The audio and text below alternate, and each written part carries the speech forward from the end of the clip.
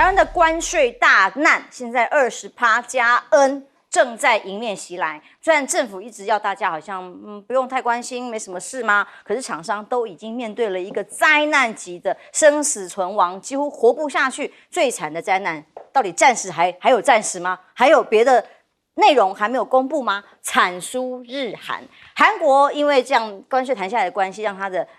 李在明他在国内的民调大涨。那么虽然石破茂一度也谈得不被满意，但最后他争取到了不会叠加的关税。但台湾呢？《纽约时报》形容台湾因为关税倍感焦虑，赖总统政经压力加剧。因为反观我们最重要的竞争对手日韩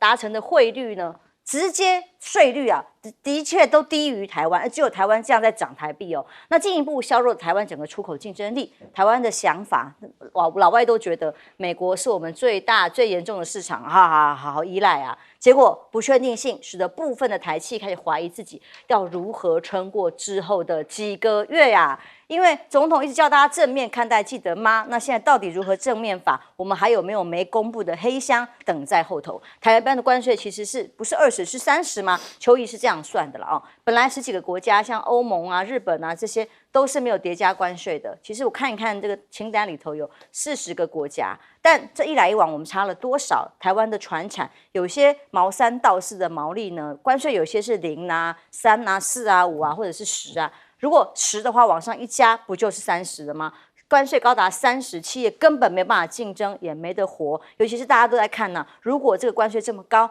大陆的市场如果再停掉 ECFA 的话，那就是雪上加霜。抗中保台这张牌，其实现在世界各国如果跟美国在谈判上不利的，几乎都转往不管是大陆或其他的市场。但台湾偏偏是没有这条路可以选吗？那跟川普这样谈到这样，当然有人说要跟美国媒体曝光哦，要这么做，只有拍马屁不行啊，只有扎钱不行啊，如果全部听话不行啊。有一招，这个是游说顾问说的，川普啊很重视跟其他国领袖的私人关系，而且把他视为是自己的交易撮合者，所以墨西哥就是厉害的啊。他说，领袖之间直接对话就可以取代对抗，但台湾有可能由我们的赖总统出马，直接跟川普会面吗？看起来难度很高，我们光是要过境就被啪啪打脸，说完全不让他有入境的过境的机会吗？而川普认为呢，现在各国关税谈判涉及的军费、军港这些贸易绑国防，华盛顿邮报帮大家做了整理，就是说美国呢要求南韩把国防支出提高到 GDP 的3.8%。那要求柬埔寨允许美军进出云壤海军基地，那还有要台湾、印度、印尼都增加军费，采购更多的军武，这还在后头。我们的 GDP 是不是要到5这个百分比的采购哦？这也是我们还没有公布的，后面等在后头的所谓的礼物啊，我们到底吃不吃得下啊？那川普吃定台积电几乎不用怀疑嘛，那所以台积电早就自救，先想办法跟川普直接对口，直接沟通，跟我们政府的这个步调是不用等啦，等政府就只有等死啊。所以这个我们这2天一直看到很神奇的总体经济学家吴家龙的言论啊，他说其实台积电本来也要生产成熟的制程，满足汽车业的需求啊，还有一个办法提出来不如把台积电跟联电、世界先进、力积电通通并购啊，拉到台积电系统，他们生产的晶片就算在台积电的晶片出口，也可以得到关税的豁免吗？大家都提出神奇的办法，而川普逼宫 Intel， 其实当初大家最害怕的就是赔了夫人又折兵，除了要去投资美国设厂，还要把那个烂包袱Intel 给买下来、投资下来，甚至交给这个台积电必须一起概括承受。那现在呢，发展下来看起来，川普突然要求 Intel 的陈立武Intel 执行长说高度涉及跟中方的利益冲突，要他立刻辞职。有总统公开的对他点名，到底为什么呢？这个财经专家黄世聪的分析听起来倒是蛮符合这个所有的数字跟趋势的。他说 Intel 的目前市值大概是800亿美金。49%如果是投资川普去投资的话，大概就是400亿。那400加1650亿加一加，其实就是之前台积电说要投资美国的2000亿美金，非常接近。会不会这个时候要把所谓的Intel 的执行长干掉的目的，就是要让台积电可以顺利的直接入股入主在 Intel 重新要起死回生，交给台积电来做投资跟营运呢？这是一个大问题。至少之前的所谓的并购说会是什么样的发展，值得观察。而库克，苹果本来也是被川普点名讨厌的领袖之一，那这一次呢，库克似乎豁免了关税。被形容媒体都说啊，关键在于有没有阿谀奉承，有没有 LP 川普啦，吼。那到底 LP 我们不是也是做不到位吗？到底出问题出在哪里？台湾人是只能说一时屠夫呼呼复复，到底差在哪里？我们到底做了什么？没做什么，还是什么都做不了？川普现在的做法，很多经济学家自己在美国内部都认为可能会重演1929大萧条，尤其是法院现在各州都有在裁定它是不是援引经济权利法呢？苛征全面关税行为是越权是违法的。如果法院真的裁定它失效的话，大萧条自然也会来了。以其中安永首席经济学家达科就说了预估新关税会比去年增加700亿、800亿支出，想要帮忙讲话缓和川普的这个冲击，就说哎呀，这个跟联邦政府7兆美元的支出9牛1毛啦，所以怎么讲会大萧条没那么严重。其实美国的整个市场跟经济学家都已经在等待另一波的寒冬。不过官司有没有可能在法院获得逆转，这个比较很难期待。现在川普的确是世界上都没有办法预期的一位政治人物。彬哥，我觉得我们现在当然面临一个非常大的难关特别是我们的政府从头到尾黑箱作业，然后整个谈判过程也不跟国人报告，所以到底目前我们给了美国什么条件，美国要求我们做到什么事情，我们完全不知道，没有人晓得，甚至连这个关税是20%往上加，也是因为日本的事情出来之后，我们这边才被逼不得不承认，本来政府也不打算跟我们明讲。然后后来就随便用一个我4月就告诉你就这样搪塞过去。但是问题是，人家日本、韩国现在都谈到比我们更优惠的状况，而且人家是15%就顶天哦，然后我们是28%是楼地板的，请问一下这差距多大？那我们的主要竞争对手的关税都比我们优惠这么多，那请问一下台湾厂商以后在美国市场还有什么竞争力？所以这个对我们来讲当然是非常严重的问题。再来说，政府团队应该现在要全力想办法去跟美国谈判。可是我不知道赖清德到底打算做什么，看起来我们并没有下功夫去做这件事情。那至于说有人建议说最好直接找川普谈，也许墨西哥可以，也许其他国家可以，我们就是不行啊，我们没有这个机会啊，川普不可能直接见我们的。我想那赖清德应该也很想啊。如果可能，你忘了吗？赖清德毕生的志愿就是走进白宫，他认为他走进白宫就完成他一生的抱负，可是川普不会给他这个机会啊。所以我们不可能走这个管道，只能从另外的方式想办法去接触。那可是呢，像有人就喜欢出主意啊，像我们这位总经专家吴家龙，我每次看他的东西都觉得他好像在写小说一样，他不知道在讲什么，胡说八道一大堆，叫台积电直接并购世界先进力积电跟联电，是怎样？这些公司是台湾开，是政府开的吗？你高兴合并就合并啊？这是人家都私人公司你可以随便这样做吗？而且你这样做了，你确定美国的关税就不会施展了吗？你确定是这样子吗？所以现在很明显的，美国就是用各种方式逼这些厂商到美国去投资去设厂嘛。所以如果你要用这一招的话，你以为美国不会改变它的条件了？川普随时说改就改了。所以我觉得不要再讲这种天方夜谭的事好不好？然后这个现在美国逼着台积电去买这个Intel， 为什么？因为 Intel 现在问题很大，它的整个技术发展遇到瓶颈，所以他希望台积电不只是资金而已，他连技术都要灌到 Intel 那边去，这才是美国人真正的想法。还有客户名单。是啊，所以到最后的你以为是台积电吃掉 Intel 吗 ？No， 不是啊，到最后是台积电整个被美国人吃掉，这才是美国真正要的目的啊。所以我觉得怎么会有人这么天真呢？以为只是要去救 Intel 吗？根本不是啊，人家就是要把你的技术跟资金一次全部吃掉，就这是摆在眼前的事情，还看不懂吗？这简直匪夷所思啊！那我也觉得川普是大概美国总统有史以来第一位美国总统直接去介入民间企业的经营，叫他换执行长，还有这种事情，这个人真的是管到捞过界了。那当然，现在他很担心司法会直接遏制他，让他关税政策无法施行，所以他才故意恐吓说这样可能会造成经济大萧条。但川普讲的刚好相反，好不好？是川普这样子做，如果他继续一意孤行下去，这关税持续这样乱搞的话，真的会造成经济大萧条。反而是如果关税能够被美国司法遏制的话，人类可能能够逃过一次经济大萧条，就看美国的司法是不是能够伸张正义。将军也是投资人，我知道你也是投资很厉害的。可是现在对投资人来讲，6日这个时间点公布，哎呦，我们是20+N啊，可是礼拜一开盘大家都抓了蛋，因为接下来台湾的产业不知道还要面临怎么样的寒冬。这个我要替赖清德讲一句公道话了。川普这个关税政策不是我们台湾任何一个人，如果说不管任何一个党执政来讲的话，也一定会被川普苛征关税全世界几乎每一个国家没有一个国家闪得掉。但是我们要看的就是说，你赖政府在这一次面对川普的关税，你的谈判的手段，还有你给我们的什么样一个交代，我们觉得是只有2个字：恶劣。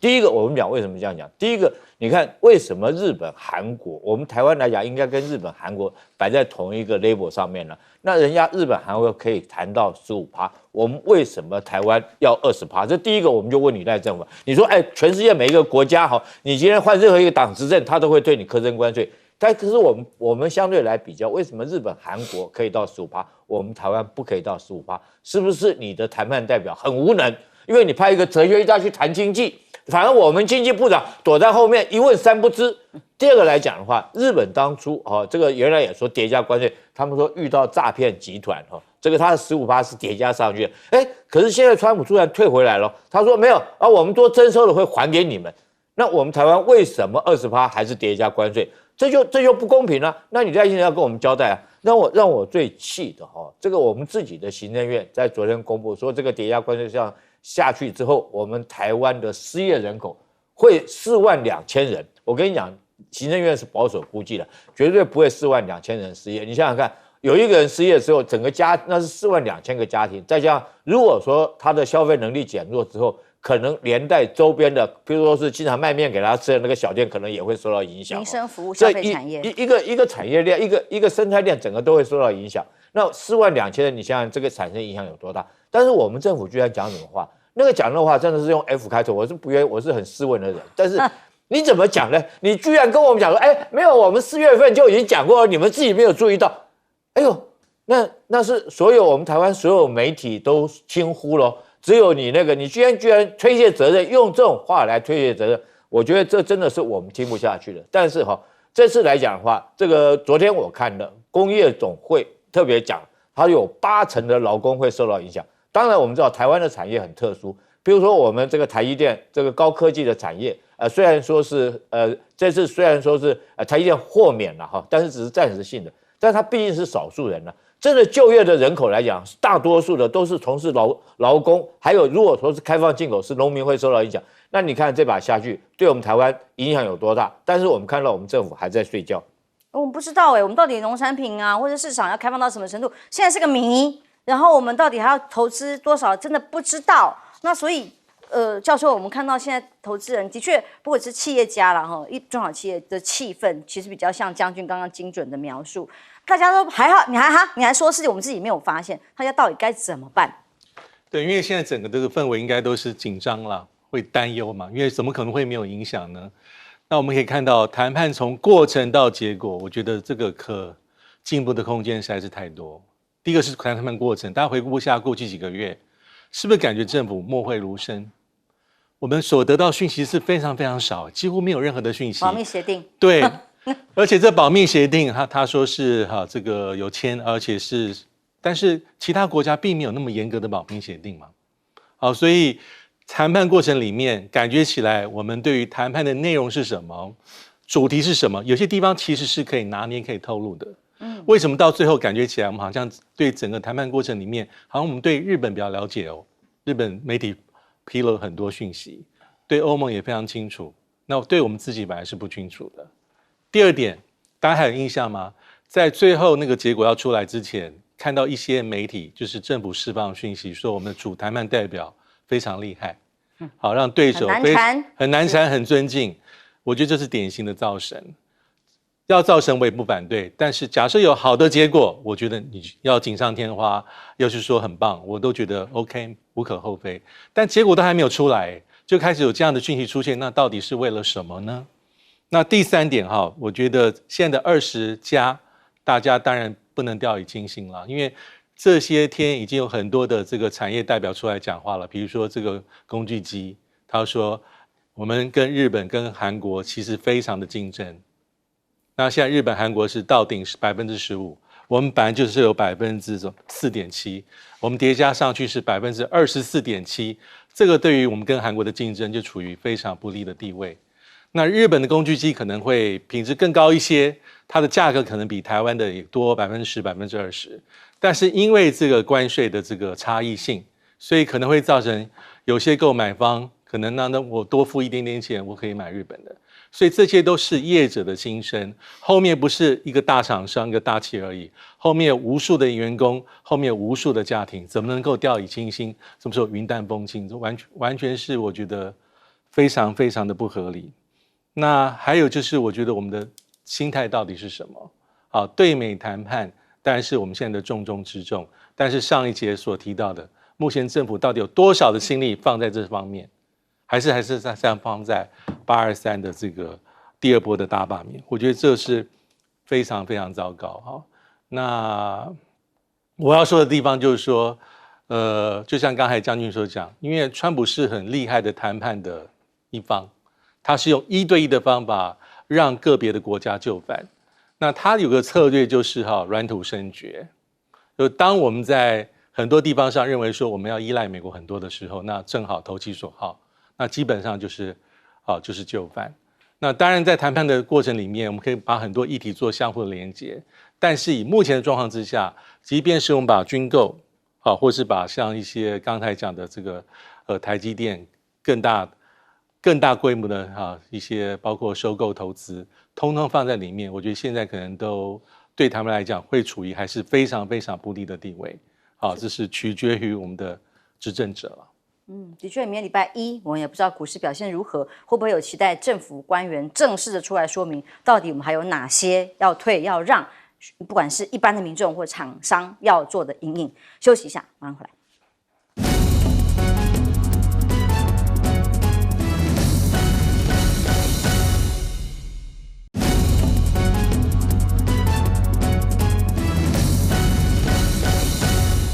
昨天传出来，川普跟拜登，对不起，还在拜登，川普要跟这个普京会面的这个新闻，已经确定在8月15号。那8月15号，昨天在谈的时候，怎么没有乌克兰出席的空间吗？最新消息是说，3人是有机会同框的。NBC 的报道，白宫有意要邀请泽伦斯基，好啦，你也有机会一起出席讨论吗？否则，昨天我们讨论是说，天哪，乌克兰的命运就要让美俄2国自己去讨论决定，他连发言或讨论的空间都没有吗？那如果泽伦斯基可以出席的话，至少还可以为自己的国家争取点权利。3方峰会虽然这个提案还在讨论当中啦，那一名高级官员还表示，这绝对有可能。最后叫做普会倒数时间8月15号。那么美国会不会让俄国不战而得成呢？因为我们昨天看到的报道很多都是说，看起来川普直接有可能让俄罗斯拿走现在目前已经占领的城池，直接这些土地就归俄罗斯所有的话，来换取所谓的和平。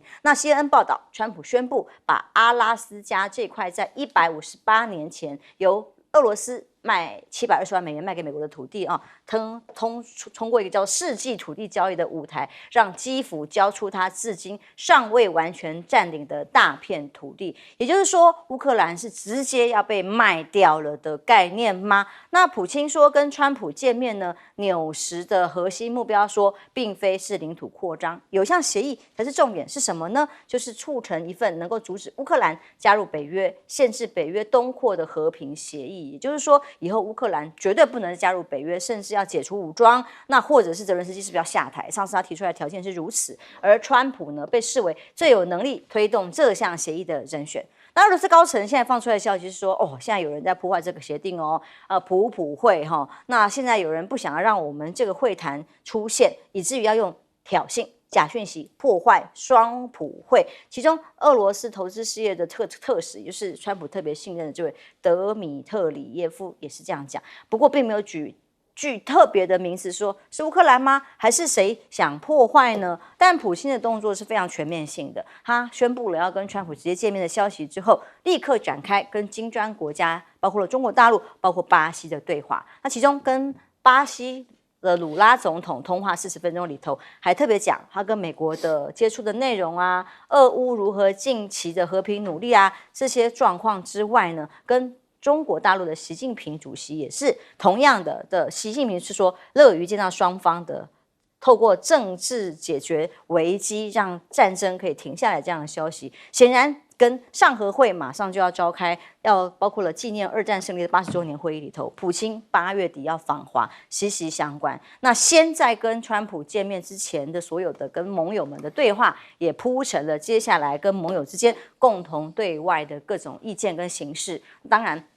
五角大厦对乌克兰要做哪些事情，是看到这个真的想到台湾嘛，会特别替他们心酸，是因为五角大厦一份最新的这个内容被曝光出来。根据美国媒体的报道是说，已经川普允许国防部把原先提供给乌克兰的部分武器跟装备运回美国库存了耶，不是给你了吗？给你们要回来。那说意思就是说，现在美国内部有一些武装设备不足，需要补充的问题，直接从乌克兰要回来，这数十亿美元的装备就可以直接转化为美国所有。那先前乌克兰被承诺的所有，不管矿产协议啊，还有武器的协助，现在看起来就是一个只能随便川普去玩耍的这样的对象吗？而中俄的海上联合军演，我们看到中国大陆的海军新型舰艇绍兴舰也首次亮相参加，那各种的军武在船舰的发展速度上非常的快，而这一次的首次绍兴舰的亮相呢，也被很多的媒体关注，尤其是西湖船也是新型综合救援船首现这个联演当中。但是美军呢，现在军武上面是不是有很多不但一直出现的失事的这个事件之外，也出现居然美军机的零件商被骇客说勒索了，很多的关键的技术资料被骇客给窃取。现在恐吓这家叫做美商捷美航太公司，是上下游很重要的供应商，说如果你不给我多少钱的话，我就准备把这些资料全部都外泄。军武的机密有办法透过这样的外泄就直接影响吗？那攻击的目标好几家，包括设在纽约长岛的企业长期帮美军波音这些生产零件。那看起来美军现在除了整个军武国防上面的删减士气啦，是不是也面临了很多在包括内部的机密防守的问题？彬哥。现在大家当然都在看川普是不是有办法促成俄乌之间停战。那可是你说这个时候突然之间又要把泽连斯基也拉进来，那我觉得这个要有一个前提才可能实现，也就是川普已经确定了泽连斯基同意他的要求，因为普丁一定如果他要见泽连斯基，他一定要有一个确定的答案，也就是你是不是准备承认失败，你是不是要把我要求的，因为普丁的要求非常多。如果按照普丁的要求的话，但乌克兰以后会沦为俄罗斯的附庸，他甚至连个国家的地位都可能慢慢要不保。那当然，现在俄罗斯所占领的地方，甚至他还没有占领的地方，大概整个乌东都要割给俄罗斯，然后自己的军队也不能保存，那更不要说加入北约了。所以这么严苛的条件，乌克兰有可能同意吗？如果普丁没有获得这样的先期保证的话，普丁是不会去的，他大概也不会希望泽连斯基来。因为俄罗斯早就已经不把泽连斯基当作交涉对手，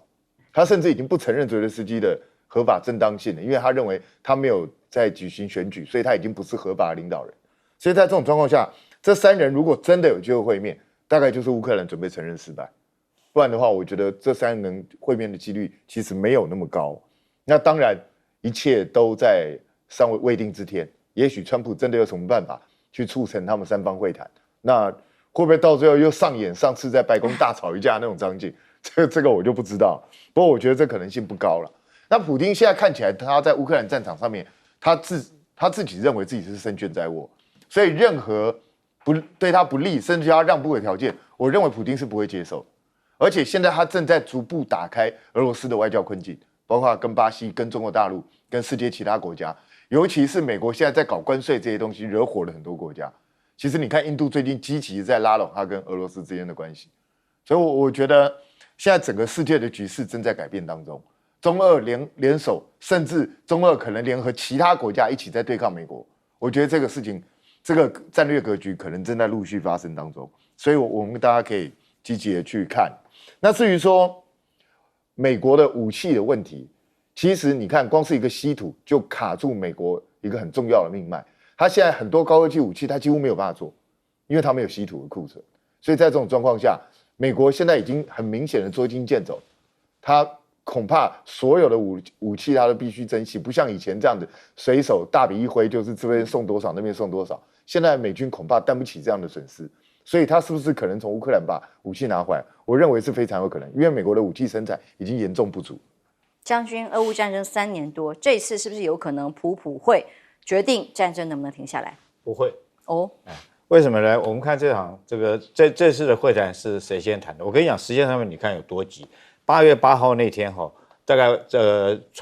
普京召见这个，他叫那个谁过来，我们不要用外交辞令就是魏科夫你过来，我跟你讲那魏科夫过去谈了3个小时，3个小时打了3年战，有没有可能说是讲3个小时就结束？不可能嘛！那就是跟魏科夫讲说，你们川普急着要见我，我答应跟他见面，但是我现在几个条件1、2、3讲出来以后，你回去问你们川普答不答应？答应我就愿意跟他见面。好，这是8月8号，然后就前天台湾，我讲的是台湾时间8月8号双方原来传出来讯息还是在阿联酋见面突然8月9号就昨天早上突然变成阿拉斯加，然后你就这讯息有多快？我觉得这次来讲的话，这个普京会答应跟川普见面，只有几件事情。第一个就是川普要个面子，我给你个面子不然的话你继续在那边闹下去没完没了，到时候你万一把事情闹大了，我也承受不起。这是第一个。第二个来讲的话，这次谈判，我们经常讲一句话战场上面谈交战双方的谈判，一定是如果你在战场上面得不到，你也休想在谈判桌上面能够得到。但是相对的，如果说是他在战场上面已经得利来讲的话，他也不可能在这个谈判桌上面他让出去。现在你看战争的局势是怎么样嘛？就是顿巴斯那边几乎，我现在讲乌克兰几乎是全线溃败了，几个重要据点，查苏夫亚已经完全沦陷了，红军村现在大概已经剩下倒数计时了。那如果这边一溃败来讲的话，这个俄罗斯的部队就是一马平川，直指涅伯河了。那你这个乌克兰还有什么底气去打？其实川普也看得出来，所以这时候谈判，那普京为什么答应在这时候谈判？第一个我刚刚讲了，他给川普一个面子；第二个来讲，他这次谈判来讲，他要好还要更好。普京不是简单，是很角色他不会说轻轻易易的就说好我就答应你了。大家都想用领土换和平，我跟你讲不会，为什么呢？他现在谈判有一个重点，他讲的是空中停战为什么要空中停战？因为空中来讲，现在对俄罗斯来讲是不利的，因为乌克兰接受北约很多的无人机，现在我们3不5时听到这个乌克兰的无人机对它的弹药库、油库，还有甚至于喀山的这个莫斯科都实施攻击。如果空中我们不打，我跟你讲，他地面开始就狠狠修理你。当然对外来讲的话，也给你一个川普面子，但地面上面来讲的话，他绝对没有停战。所以说这次来讲的话，纯粹就是演一场戏，给全世界人看一下而已。还有他想拿和平奖大中老师，因为前一天我们大家看到媒体披露普会的时候，没有泽连斯基的角色，当时乌克兰是非常严峻的言语在呛，他说我们绝对不能够接受的。但如今传出来有机会参加吗？如果是站在泽连斯基角度，他当然希望不要缺席。但是我们可以看到，川普从上任之后，他的一个安排谈判的方法就是美俄直接，他认为他可以代表乌克兰利益。用这样的方法去跟普丁打交道，但是乌克兰最怕的地方是，我没有参加，然后我的利益因为你们两个直接的谈判而有所这个折损。我觉得重要的地方是以川普的个性跟他的想法是，他讲很久了，赶快结束战争，不要再死人了，这样对大家都好。但我们也知道，他很希望的地方是我不要再像过去一样对乌克兰永无止境的支持。那假设和平有所期待的话，未来在乌克兰战后的稀土关键矿产，我可以分一杯羹，这是川普所设定最符合美国利益的。但到现在为止，这个谈判我觉得还是有些不确定性，因为乌克兰跟俄罗斯要的东西中间还有一段差距。第一个就是刚刚讲领土那个4个州，按照普丁讲法是就地合法化，乌克兰要认，国际社会要认，当然包括所谓的这个克里米亚半岛。这代表说，过去乌克兰领土20%，现在是要无条件的认为就是俄罗斯的，这一点有点问题。第二个，俄罗斯也很狠，他认为说未来打交道的对象不应该是泽连斯基，你已经丧失合法性，你要下台，我才能以后继续跟你打长远的交道。第三个，刚刚还说讲，北约的会籍的事情是要白纸黑字，乌克兰永远不得加入，永远不要再想。第4点是，未来乌克兰是要中立化，而且要缩减你的军备。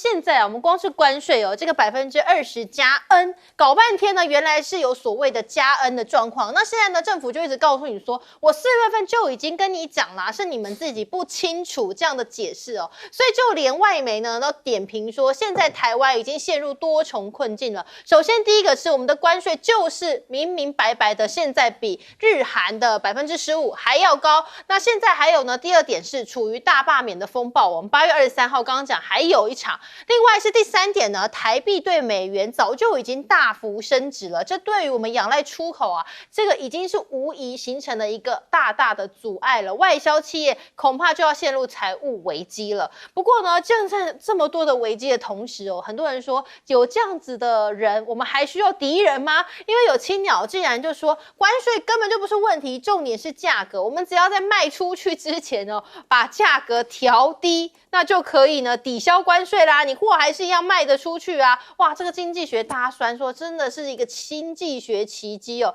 那真的太聪明了，全世界都没人想到哦。好了，那以后呢，这个干脆哦，就我们像苏一峰说，我们0元卖0元用送的，那美国也根本就课不到关税啊，是不是就没有美国关税的问题了？还是呢，我们干脆就送台湾给美国，让美国再次伟大，再次用送的呢？这也就省去了很多的问题哦。当然哦，很多人就在讨论说，现在其实啊，整个关税呢，已经是对产业造成了一些冲击的影响了。然后邱毅就说了，台湾出口是有32%去大陆、香港的，23%去美国，那美国关税已经来到了25%，这样加一加的话，我们大概就是25到30左右。如果这个时候大陆又宣布停掉 ECFA， 那我们不就完蛋了吗？所以大家就联想到20年前呐，这个已故的前立委李敖哦，他就曾经说过，美国在将台湾视为第一岛链看门狗的情况之下呢，又要求台湾要花巨额的这个金额来购买不实用的武器哦，所以这叫什么？这好像是看门狗竟然还要自己买骨头来啃哦。现在大家都说，这根本就是神预言了现在的状况哦。那当然了，现在这个美台关税啊，是不是有可能涉及到所谓的军购问题呢？因为华邮哦就取得了一个谈判文件，提到说，川普曾经计划要施压盟友，推动军事部署来遏制中国，而且呢，还其中提到是台湾要增加军购，还要求南韩也要提高军费等等的这些目标哦。那现在评论就认为啦，赖政府啊，搞不好我们换个角度想，为什么谈判不那么积极？原因是不是刚好符合他所谓的脱中入美的契机呢？因为现在台湾厂商啊被逼到最后，他们可能就真的只能到美国来设厂了，来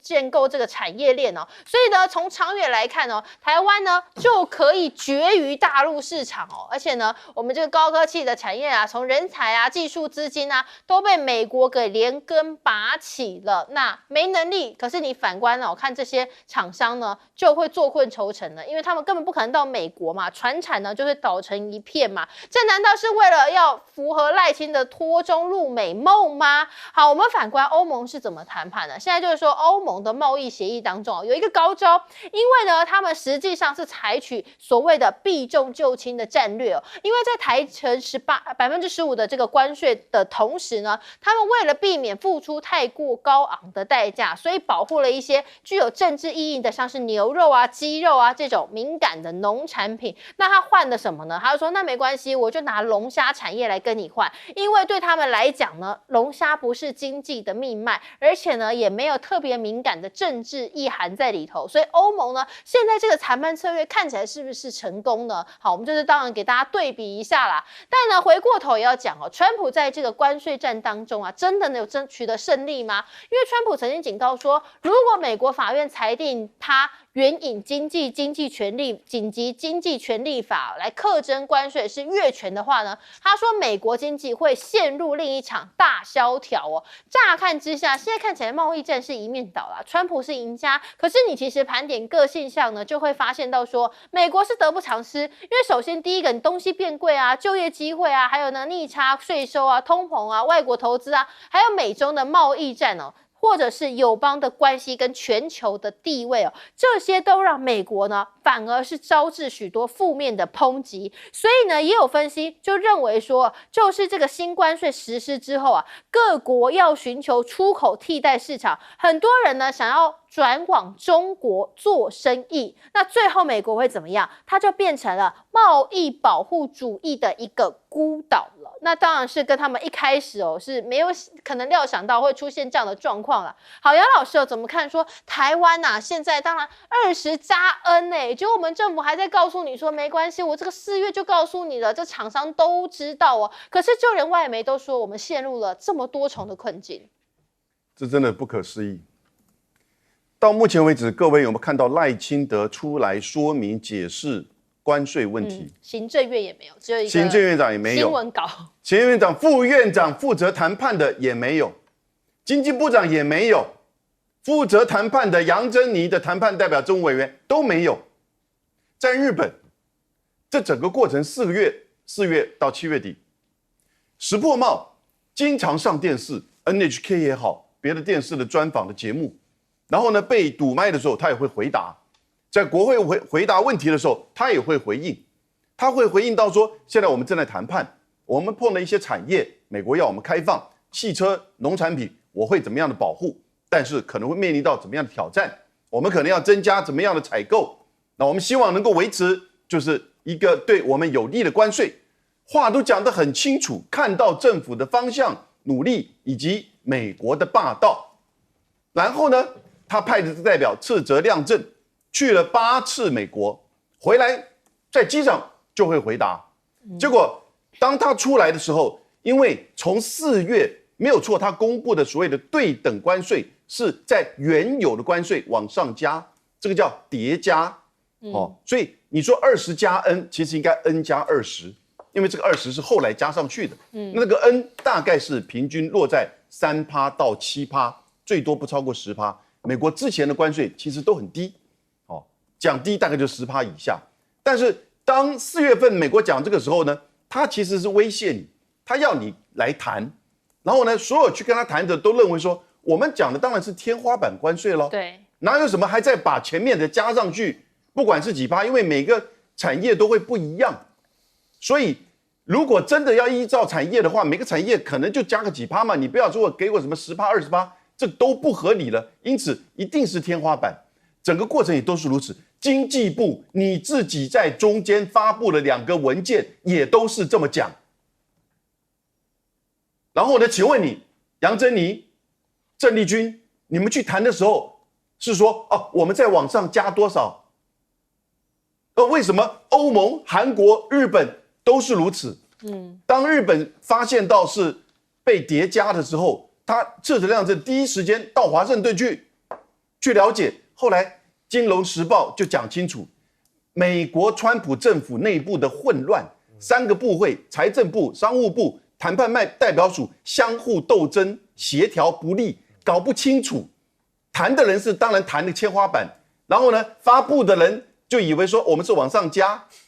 对川普而言多多益善，就怎么样，就这样子嘛。结果人家日本第一时间去跟，我们谈的不是这样子，对不起，好，我们就是用天花板。请问郑丽君，你动作是什么？杨珍妮，你动作是什么？赖清德，你动作是什么？你有没有开记者会让我们知道？你有没有赶快去华府这边了解、澄清？然后呢，你有没有说明一下到底现在怎么办？同时最重要，我也想知道你答应的条件是什么？对，因为你现在说还在谈，我现在还能相信你还在谈吗？然后倒过来说，我跟你讲，你讲鬼啊！你自己不知道。4月份就一定你自己不用功，还找了一些外围的什么台经院院长说什么台湾的产业界跟这个学术界都知道是往上加的，你们好啊！从头到尾大家认为当然是天花板，因为太高了，哪有人谈那么高还在往上？前面那个3%、7%还往上加，你是挑战人的智慧吗？你没有智慧，还没有能力，为什么还要骂自己人呢？自己不赶快去对美国做了解？那我最重要知道是那个交易条件是什么？台积电又答应了什么？对，我们政府又答应了多少采购？ 6000亿加上6000亿，1.2兆明年的军事预算呢，占 GDP 的3%啊。然后呢，你要开放多少市场？现在已经加上了多少？已经是大概平均再加上10%的关税，连《纽约时报》都注意到了。我还要请问，那你说大家都知道，你经济部贸易局自己办了一个会议，结果呢，人家3000多个人报名，找个律师跟他讲也讲不清楚，无能到了极点，只会骂自己人，是不是因为他们都不是你的同路人？当然了，这个谈判呢，是不是有很多策略上的失当呢？来，左老师。好，我们看到欧盟其实是一个很值得观察的这个谈判对手哈，因为这个里头其实我们看到欧盟呢，因为现在是说跟川普谈判之后把关税降到了15%哦，然后呢，当然它看起来它目前开放的部分呢，有一些看起来欧盟本身也可以承受的。但其实欧盟并不是这么安静的，欧盟内部现在出现了一些声音，去挑战欧盟这个当时这个冯德莱恩执委会的主席说：“哎，你同意说要让欧盟要对美国这个采购7500亿的这些石油天然气，然后呢，你同意要对美投资6000亿，但是美国对欧盟的让步现在还没有落实啊，欧盟已经停止对美国的这个报复啊，但是呢，美国对欧盟的让步。”还没有落实，哪个让步没落实呢？就是它的这个汽车的关税，本来是27.5%，说要降到这个15%，现在还没有降，所以欧盟现在内部出现杂音。那所以呢，欧盟其实就是一个非常能够运用它内部体制来作为对外谈判的一个谈判对手哦，他绝对不会让川普觉得说你跟我谈好了，反正一切就是照剧本走，绝对不是这样，因为它内部有它的程序。比如像说他的这个在最后的决定里头，他需要有55%的这个国家65%以上的人口同意，那么才可以去接受这个最后的谈判的这个结果，那才可以去执行相关的这个协议。所以他还是有空间的，因为照欧盟他放出话讲说，他现在暂停的这个对美的报复，随时可以拿回来，随时可以拿回来，只要美国不对等的去执行他对欧盟的让步，他们随时可以拿回来。所以你看，他是充分的运用他内部的这个机制。当然现在还有更有趣的新闻爆出来是什么？就大家去检讨说，到底你在美国去雇佣这些公关公司，到底有没有用？有些人就开始做盘点比如像墨西哥跟加拿大，说墨西哥就是仰赖这个他的总统跟这个川普之间的关系，而加拿大呢，因为那个时候他正在选总理，所以说他们各省在10个省有5个省都有请这个公关公司，结果呢谈出来的条件，墨西哥比加拿大还要好，所以人家就怀疑说你这个公关公司到底有没有用？然后有的人发现说，有一些公关公司同样受雇于南韩利比亚或其他厄瓜多，结果呢，厄瓜多跟这个利比亚后来谈判的结果呢反而更糟。那南韩谈出来的结果不错所以有人就说，这个为什么聘请同一个公关公司呢？看起来好像结果不同，甚至有的人认为说，在川普的2.0呢，公关公司可能越来越没有用，因为个人与个人的关系是最重要的，川普个人又扮演了最重要的角色，所以我觉得这些事情我们看到其他国家的方法策略以及浮现出来的问题，我认为政府不应该再逃避。应该要告诉人民，到底我们用的是什么方法，我们目前得到的结果是什么，不要一直说这是暂时的，因为8月7号已经过了，它并没有改变所以我觉得政府应该要开门见山，让人民了解。对，因为你一直说暂时，但其实就是实行下去啦，对不对？来，钟庭哥，你要看就说从这整件事情上来看，第一，美国政府它内部的行政确实是有它混乱之处，因为你想想看，它整个无差别式的这样的一个关税，其实它重点就是前10位，我们是第7位嘛，所以理论上我们的顺序跟我们所被安排的这些部分，跟我们所要被处理的，我们都是在前面，对，所以别人对我们是有一套版本的，重点是我们要拿这个版本怎么接受的问题。所以我刚才一直在提到，就是说我非常的怀疑，就是说7月26号其实阻碍了我们谈判的时间，而在这之中，你也看到赖清德总统他又多开了一个莫名其妙的战场，就是过境。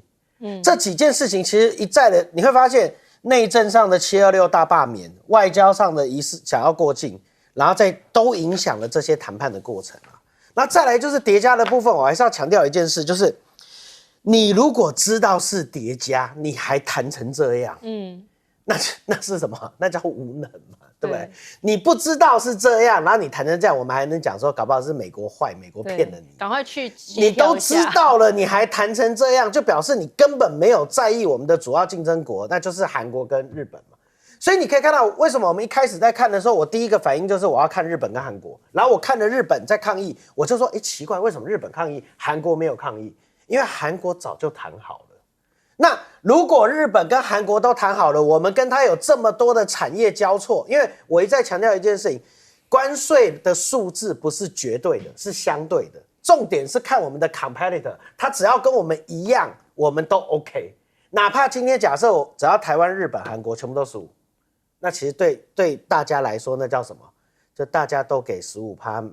的这个保护费给美国，但是不影响我们彼此之间的内部竞争竞合关系，产业不会做转移，也不会有所谓的顶多出口一起下降，就是这个样子。但是如果今天我们有差别待遇的这个状况出现的时候，那就会造成供应链跟产业链的转移，那问题就非常大。而你赖清德应该非常清楚，而我们的谈判，我认为杨丞琳也不是笨蛋啊，他是专业的人士，他不可能不知道这些事。但重点很简单嘛，我们如果要谈，我们就一定要割肉，那你到底要割哪里？对，那在割的过程当中，如果刚好遇到选举，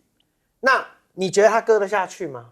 那我们是不是为了选举不敢割？可是谁为了选举敢割？日本啊，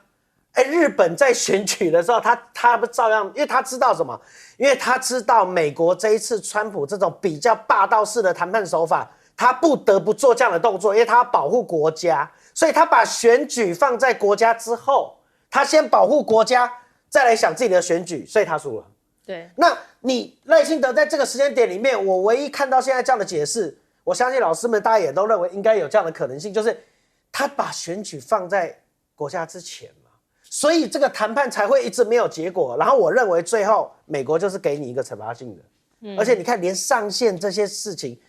你都没有掌握住，那别人的考卷都已经出来了，日本跟韩国的考卷都已经出来了。你是他的主要竞争国，你至少要追上去，要照抄啊。对，你抄也不抄，然后我们现在就这样子，那考个不及格你也觉得满意，我实在搞不懂为什么。对，当然这个谈判还在持续进行哦。好，我们接下来呢持续看国际的焦点哦，来看呢现在是双普峰会哦就要登场了。这个川普跟普京两个人要见面了。8月9号呢，现在已经进行的是英国、美国、乌克兰以及欧洲盟友哦，他们在英国是进行了4方的会谈。那当然呢，现在白宫哦也透露说，可能正在考虑说会邀请泽伦斯基来参加这一场会谈，而且呢还说，因为呢泽伦斯基他也是访问阿拉斯加啊。好，那纽约时报呢就引述了这个熟悉俄罗斯官方思维的这个人士哦，就指出说，普京的核心战略啊，他是不要透过战场来扩张领土，而是最重要的目标，希望能够阻止乌克兰加入北约，限制北约东扩的和平协议，这才是他最重要的。所以呢，莫斯科也有报道就指出说，美俄会谈，你看起来时机点呢，真的也蛮耐人寻味的，因为就这么刚好哦，这是川普对于这个俄罗斯下通牒的期限前一天，也就是说，如果能在这一天谈妥的话，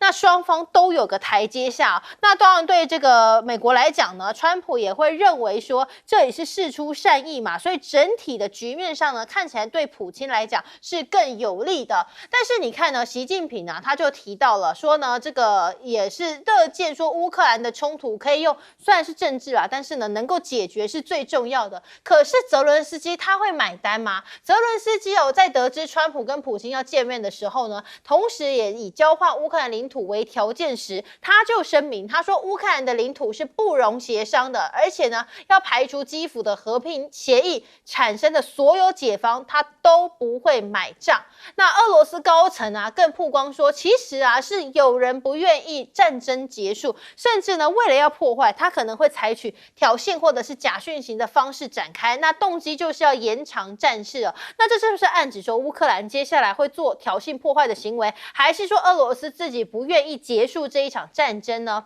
那另外呢，是外媒也分析说，其实现在有个很危险，就是说川普跟普京之间出现这样的好像看起来很亲近的一个气氛哦，也让川普默许说双方的幕僚可以进行更多的会议，讨论任何停火的协议的细节跟时程。但是未来到底走向会是如何呢？有几大这个可能的结局。第一个就是普京很有可能不同意。普京很不可能的来同意说会无条件的停火。那第二个就是说务实的路线，以及未来会有更多场的谈判。那第三点呢，就认为说乌克兰会设法撑过未来的2年，因为呢美欧军援之下，让乌克兰把前线的让步呢会降到最低，这就可以迫使普京在俄军再度受挫的时候主动来寻求谈判。第四个呢，则是说乌克兰跟北约的灾难啊，乌克兰就只好好吧，那你就自己自力更生吧。欧洲即便是挺的，但是呢也难以扭转整个战局。最后一个就是说呢，重演苏联在阿富汗的悲剧哦。但我们看来这5点呢，只有第3点是对乌克兰相对来讲比较有利的情境了。不过当然，川普现在自己态度也是的。一变再变，反复无常。因为呢，五角大厦的政策主管曾经在7月的时候撰写了一个备忘录，说允许国防部把原先提供给乌克兰的部分武器和装备运回美国的库存，那现在呢转为补充要日益减少的美国武器供应了，所以这当然又是一个武器上的变数了。另外是呢，美俄的元首说要在阿拉斯加会面嘛，那就很关心说接下来到底会不会牺牲谁呢？那就有评论认为说，乌克兰跟印度恐怕就会成为牺牲品了。为什么呢？因为印度一直被美国指控说他们买俄油，那这也成为川普借口来压制俄方的一个工具所以呢，被白白征收了这25%的惩罚性关税。那眼看呢，这个莫迪现在也是陷入内外交困的状况，所以他是不是也要开始来进行反击了？中国大陆的这个学者呢，就认为说，莫迪其实从去年开始呢，就悄悄调整他对于美国的政策他也是积极来改善跟中国跟上合组织以及跟俄罗斯的关系上有一些明显的这个调整跟突破。好，我们先请教杨老师怎么看说这个双普的峰会啦，马上就要进行了，那也有放话说可能会邀请泽伦斯基。双普峰会，有人翻成普会，讲台语就不太好听了。然后其实就算泽伦斯基来，我觉得普丁也不会跟他见面。因为不承认他的地位，而且也还没有到达那个时间点，所谓3方的领导人会谈。我现在讲，各位了解，不要把川普看得太高，至少他在处理国际安全、国际战争事务上，我觉得那个能力真的是还不够成熟、不够强。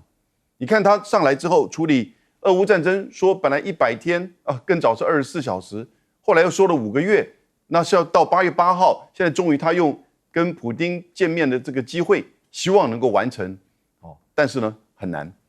那同时你看到他自己标榜说，印度跟巴基斯坦的战争是他调停的，是吗？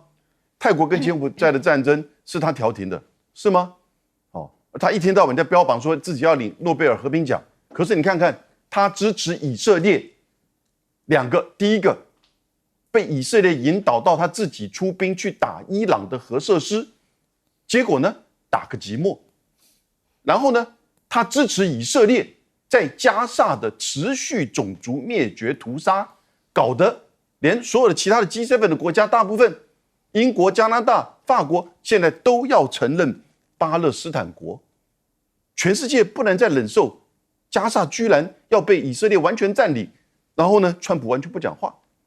所以他不太懂得，就是整个国际的局势。他以为他用他的高压的方式、交易的这个态度，就可以去达到国际外交上的目标，不是那么简单的。你再看看这一次的这个双普会，有没有可能就是重复以前他做第1任的时候双川金会跟金正恩的会面，还3次嘞，从新加坡河内，后来到板门店。他还第一个是跨越板门店的美国总统，好骄傲哦。结果换了什么东西，连即墨都没换到，什么意思？什么都没有。所以从美国的角度其实不太了解他的战略目标是什么东西。因为俄罗斯就倒过来要普丁的角度，他第一个要川普支持俄罗斯的方案，第二个要让美国慢慢的脱离俄罗斯的战场。那俄罗斯什么方案？那就是土地换和平，乌东换停战。川普慢慢的可能会接受，乌克兰会接受吗？欧洲会接受吗？如果不的话，美国会慢慢的树立俄乌战争。这整个事情其实要从普丁跟俄罗斯的角度看得会比较精准。更多的国际内容马上回来。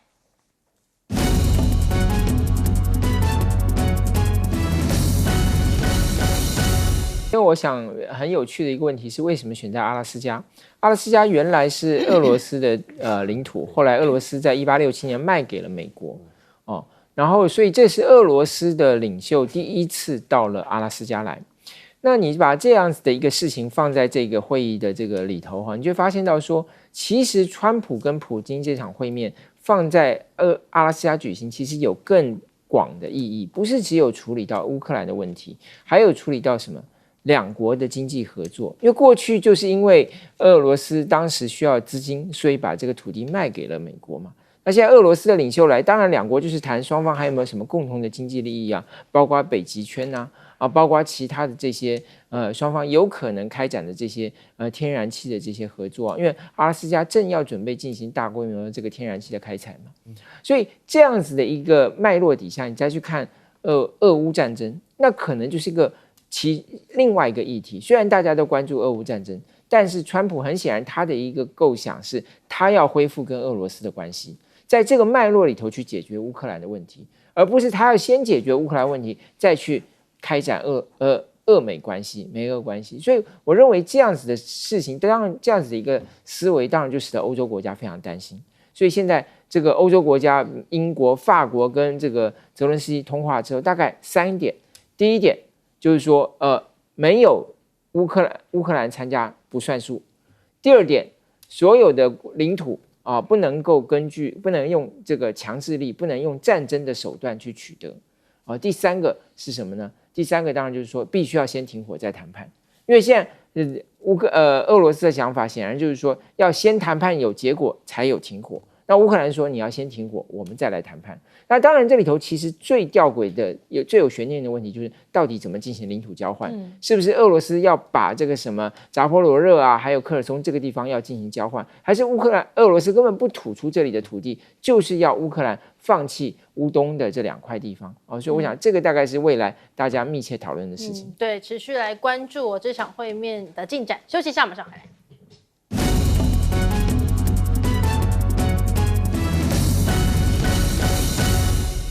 现在刚好面临一个历史上面的既视感就是说当年在关税战的时候，其实胡佛总统1930年代这个斯姆特霍利法案就是一个关税战的，后来导致大萧条，后来导致各国极端主义，所以之后发生了希特勒，然后希特勒去并吞了捷克，我们叫慕尼黑协议。那现在这个双普峰会如果没有乌克兰的参与，那根本就是现代版的慕尼黑会议